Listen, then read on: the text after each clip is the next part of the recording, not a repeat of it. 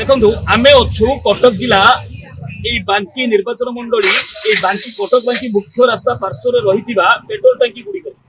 जो भाव में लोक मान देखा मिलता गत काली दिन दुईटा समय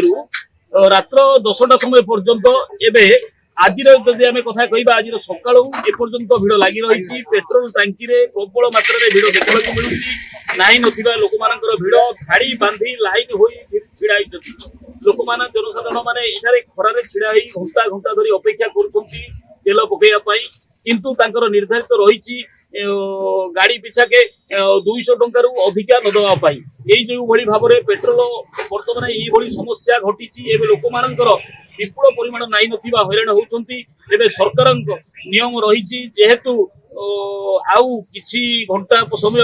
आप देखुवे कटक कथा कहतु भुवनेश्वर कथा कहतु ए अंचल सब